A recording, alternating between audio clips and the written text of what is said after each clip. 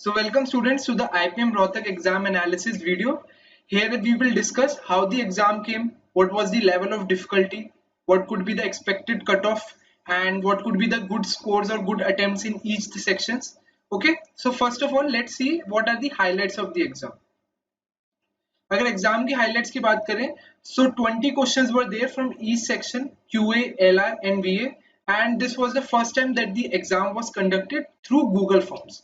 अब कई बच्चों को इसमें दिक्कत भी हुई, कई लोगों का जैसा फीडबैक सुनने में आया कि 10 मिनट्स का डिले हो गया, उनका मतलब फॉर्म ही नहीं खुला, तो उनके लिए इफेक्टिवली एग्जाम 35 मिनट्स का ही रह गया. So that was wrong on the administration part. So Google Forms का ये ड्रॉबैक रहा स्टूडेंट्स के लिए. And this was an open book exam, open material exam as already instructed by IIM Rohtak website कि आप लोगों का एग्जाम जो था ओपन बुक रहेगा, आप मटेरियल्स को रेफर कर सकते हो. लेकिन अगर आपने मटेरियल्स को रेफर करा होगा तो आपका टाइम वेस्ट हुआ होगा. एंड प्लस जो एक थोड़ा सा मेरे को ड्रॉबैक लगा स्टूडेंट्स से सुनने में आया कि आपका जो एग्जाम था उसमें गूगल डॉक्स के फॉर्म में था, सो आप डायरेक्टली जैसे आप कोई क्वेश्चन आप डेस्कटॉप पे एक्सेस कर रहे हैं पूरा क्वेश्चन, सो डेस्कटॉप पे अगर कोई क्वेश्चन आपको नहीं आ रही है या फिर जैसे आपने कोई जैसे कोई एनालॉजी का क्वेश्चन है पर्टिकुलरली, सो आप उसको क्या करेंगे, आप उसको सिंपली कॉपी पेस्ट करके गूगल पे सर्च कर लेंगे उसका आंसर. सो चीटिंग इस पर्टिकुलर एग्जाम में आई थिंक हुई होगी, काफी हद तक अच्छे लेवल पे हुई होगी.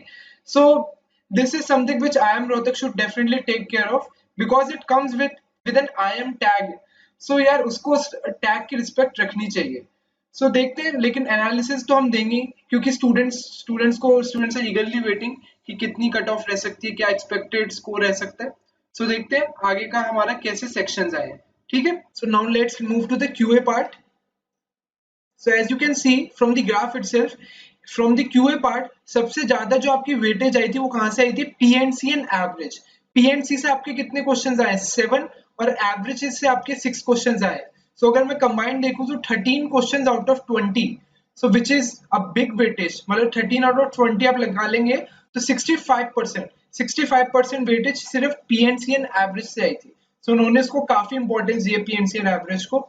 ओके, अब बात करते हैं कि अगर रेस्ट ऑफ द टॉपिक्स, तो आपको ज्यादा वैरायटी ऑफ क्वेश्चंस देखने को नहीं मिली है, सिर्फ इन 5-6 वैरायटी ऑफ क्वेश्चंस ही आए हैं आपके पास.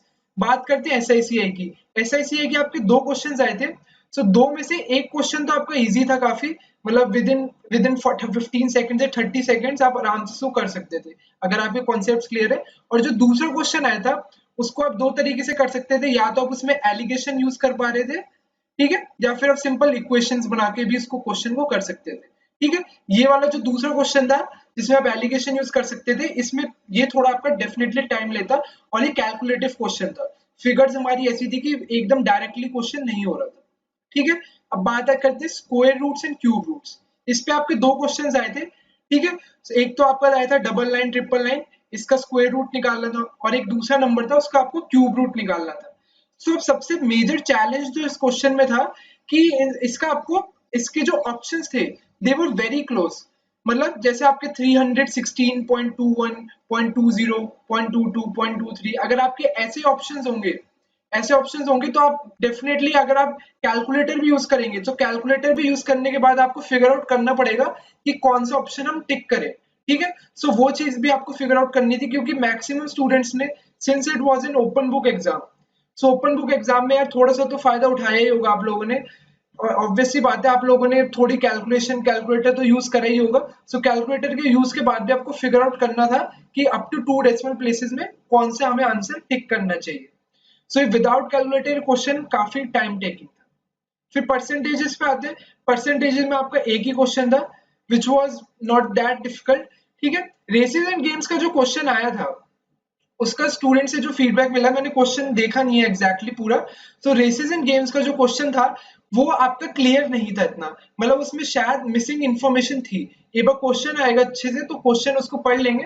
ऑल्दो आई थिंक कि कई लोगों ने तो क्वेश्चंस की कई बच्चों ने शायद क्वेश्चंस की फोटोज वगैरह ले ली होंगी या फिर कॉपी पेस्ट करा होगा क्वेश्चन, तो क्वेश्चन अवेलेबल तो हो ही जाएगा आपको. So question races and games का क्लियर नहीं था, सो उसको शायद लीव करा होगा बच्चों ने. सर्कुलर मोशन का question again easy to medium level था. बात करते हैं पीएनसी की. पीएनसी में आए थे आपके 7 क्वेश्चंस. तो 7 क्वेश्चंस में से मैं आपको कहूंगा कि जब जो एनालिसिस मेरे पास आया था उसके अकॉर्डिंग 3 to 4 क्वेश्चंस बहुत इजी थे। उसमें क्या टाइप्स थे आपके, एक क्वेश्चन था जैसे आपका नंबर ऑफ साइन बोर्ड्स आपको निकालने थे, मतलब आपके पास 6 डिफरेंट कलर के साइन बोर्ड्स हैं, सो उसका कॉम्बिनेशन बना के कितने साइन बोर्ड्स बना सकते हैं। सो आपको बस काउंट करना था कि जैसे अगर मैं सिर्फ एक साइन बोर्ड दे रहा हूँ तो उसके कितने कॉम्बिनेशन है, 2 ले रहा हूँ तो कितने कॉम्बिनेशन है, बस आपको फैक्टोरियल करके ऐड करना था। सो ये वाला क्वेश्चन इजी था। प्लस दूसरे टाइप का था कि आपको जैसे टेनिस प्लेयर्स है, सो उनको सर्कुलर अरेंजमेंट में बिठाना है तो उसके कितने वेज थे। सो ये भी अगेन इजी था, मतलब डायरेक्ट फॉर्मूला एप्लीकेशन थी। एंड जो तीसरा टाइप का जो इजी क्वेश्चन बिल्कुल आप अटेम्प्ट करना चाहिए था आप लोगों को, वो था कि आपको जैसे 5 आउट ऑफ 10 प्लेयर्स की सिलेक्शन करनी थी, और इसमें कंडीशन ये दे रखी थी कि 2 प्लेयर्स जो है they would be always included, उनको हमेशा इंक्लूड होंगे। सो बस आपको उनको कम करके आंसर निकालना था। सो आंसर 8C3 हो जाता। ठीक है, सो ये पीएनसी के ये कुछ क्वेश्चन थे जो कि काफी इजी थे। और पीएनसी के सातों क्वेश्चन तो आई वुड से कि सातों क्वेश्चन तो नहीं कर पाते आप अटेम्प्ट, लेकिन 3 से 4 क्वेश्चन तो बिल्कुल बिल्कुल अगर आपने स्कैनिंग अच्छे से करी होती तो पीएनसी के क्वेश्चन हम अच्छे से कर पाते। Now coming to average, now average was the part जो कि comparison to all other topics, SI CI, आपका स्क्वायर रूट्स, क्यूब रूट्स हो गया, percentage, races and games, circular motion, PNC, इन सब के कंपैरिजन में एवरेज के क्वेश्चंस वर इजीएस्ट। ठीक है, एवरेज के क्वेश्चंस बहुत स्ट्रेट फॉरवर्ड थे, और कुछ वैरायटी ऑफ क्वेश्चंस मैं आपको बताना चाहूँ। सो एवरेज का आता है कि जैसे आपको दे रखा है कि एज ऑफ 9 फ्रेंड्स दे रखी थी एक ग्रुप में। सो उसमें से एक बंदा 6 साल का था। सो अगर उसकी एज माइनस कर देंगे तो उसके बर्थ के टाइम पे उन बाकी जो बचा हुआ 8 फ्रेंड्स का ग्रुप है उसकी एज कितनी होगी। सो ऐसा आपका क्वेश्चन था। सो ये मतलब ज्यादा कैलकुलेटिव क्वेश्चंस नहीं थे, बहुत ही इजी क्वेश्चंस थे। सो मतलब बस मिनिमम कैलकुलेशन थी कि आपको बस मल्टीप्लाई करना है फिर माइनस करना है, या अगर एवरेज के बेसिक स्ट्रॉन्ग है तो आपको कई बार तो फॉर्मूला भी नहीं अप्लाई करना पड़ता, मतलब सम अपॉन नंबर वाला फॉर्मूला भी नहीं अप्लाई करना पड़ता। दूसरा क्वेश्चन क्या था कि आपको कुछ टर्म्स दे रखी थी 19, जैसे एक 10th टर्म दे रखी, कुछ टर्म्स दे रखी थी, वो एपी में थी। ठीक है, वो एपी में थी, और आपको 10th टर्म दे रखी थी और आपको 19th टर्म दे रखी थी। सो आपसे पूछा गया था कि फर्स्ट टर्म क्या होगी। सो ये क्वेश्चन अगेन इजी था। प्लस एक क्वेश्चन ये था आपका एवरेज से कि आपको डेज दे रखे थे कि मंडे से सैटरडे का एवरेज ये है, मतलब कुछ रेनिंग का था या आई डोंट रिमेम्बर प्रॉपर्ली कैसा किस टाइप का क्वेश्चन बताया था कि मंडे से सैटरडे का आपको एवरेज दे रखा था। सो आपको ट्यूसडे से संडे का एवरेज निकालना था, मतलब सिमिलर काइंड ऑफ क्वेश्चन था। आपको मंडे और संडे की वैल्यू दे रखी थी, सो आप उसको यूज करके पहले ट्यूसडे टू संडे सैटरडे की वैल्यू निकालते, फिर उसमें ऐड करके संडे करके आप डिवाइड कर देते होल से। सो एवरेज के क्वेश्चंस काफी इजी थे। सो अगर मैं बात करूं गुड अटेम्प्ट्स की कि आपके गुड अटेम्प्ट्स कितने होने चाहिए इस पर्टिकुलर सेक्शन में, सो कंसीडरिंग अगर क्वेश्चन का लेवल देखा जाए, सो क्वेश्चन का लेवल देख के तो मैं कहूंगा कि 17 to 18 क्वेश्चन होने चाहिए थे गुड अटेम्प्ट्स। लेकिन considering the time constraint also कि आपको 45 मिनट्स ही थे एंड आपको एलआर और वर्बल भी करनी थी, सो आई वुड से कि 15 to 16 या 14 15 क्वेश्चंस आपका गुड अटेम्प्ट था। क्यूए में इतना अटेम्प्ट बनता था करना अटेम्प्ट। ठीक है, और इसमें भी स्कैनिंग वाले डिफिकल्ट क्वेश्चन कौन से छोड़ने थे, पीएनसी के डिफिकल्ट क्वेश्चन छोड़ देते, और अगर एसआईसीआई में जो एक क्वेश्चन डिफिकल्ट था वो छोड़ देते। स्क्वायर रूट या क्यूब रूट में अगर मतलब कैलकुलेटर या यूज नहीं कर पा रहे थे तो उसको छोड़ सकते थे। सो ऐसे क्वेश्चन छोड़ सकते थे। ठीक है, सो क्यूए में मैंने आपको पूरा एनालिसिस बताया, आपको गुड अटेम्प्ट्स भी बताया। Now let's move to LR part. LR part में चलते हैं। सो पहले इसको रिमूव कर देते हैं।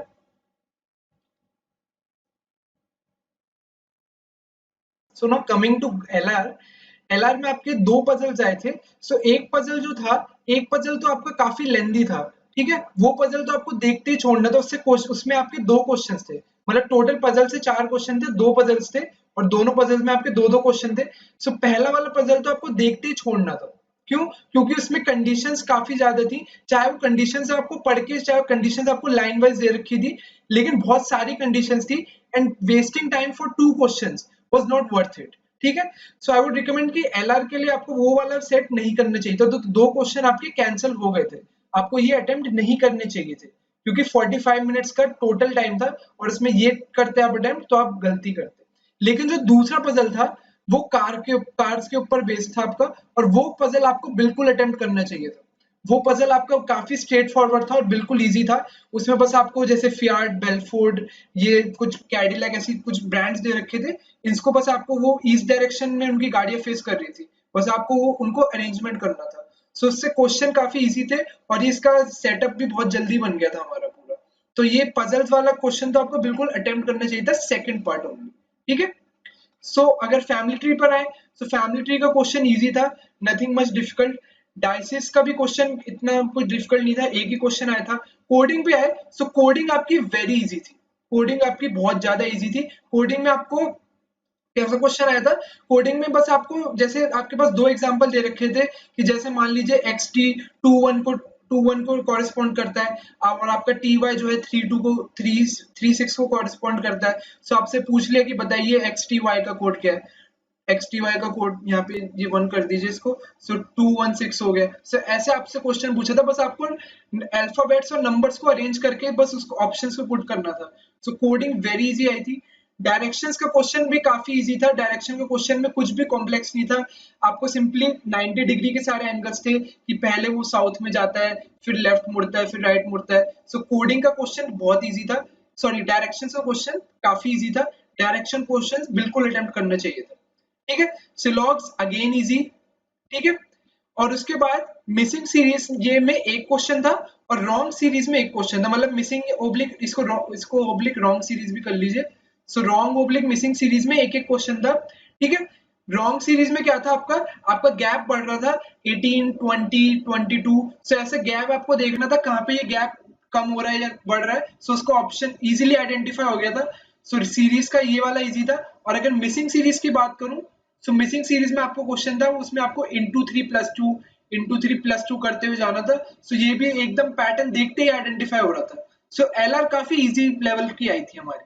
ठीक है। स्टेटमेंट्स एंड कंक्लूजन का अगेन आपका एक क्वेश्चन आया था। सिंबल बेस्ड में आपके कैसे क्वेश्चन आए थे, सिंबल बेस्ड का आपके एक तो आया था आपका ब्लड रिलेशन से क्वेश्चन आया था, मतलब आपको जैसे बोल दिया गया कि a प्लस बी, आपका मीनिंग है कि A sister of B, A minus B का meaning A is husband of B, ऐसा क्वेश्चन आया था एक तो ब्लड रिलेशन से। और एक आपका आया था कि आपको जैसे नंबर दे दिया, calculate 20a b 20a 60c 40। सो आपको ए सी की दे दिया कि ए का मीनिंग प्लस है, सी का मीनिंग मल्टीप्लाई है। आपको ऐसे कोडिंग दे दी कि आपको ऐसे 20 ऐसे 60 ऐसे नंबर्स दे दिए और आपको ए और सी का कोड दे दिया कि ए का मीनिंग प्लस है, सी का मीनिंग मल्टीप्लाई है।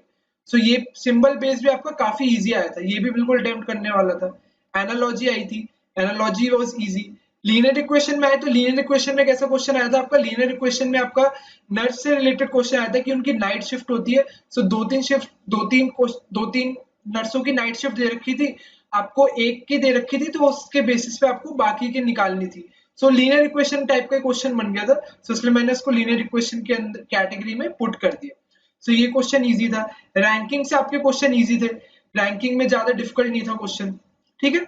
लीनियर अरेंजमेंट का भी क्वेश्चन एक क्वेश्चन आया था, तो वो भी इजी था। सो ओवरऑल मैं बात करूं एलआर की, सो एलआर में एक्सेप्ट अगर मैं आपने पहला जो पजल था, पजल जो लंबा था उसको स्किप जरूर करना था। सो उसके अलावा एलआर काफी इजी थी। ठीक है। लेकिन again considering the time constraint, I would not expect you guys to attempt all the 20 questions. So 20 questions में इसमें गुड अटेम्प्ट थोड़ा क्यूए से मैंने थोड़ा ज्यादा रखा है। क्यूए में इसमें मैं आप गुड अटेम्प्ट 15 to 16 का रख सकते हैं। ठीक है।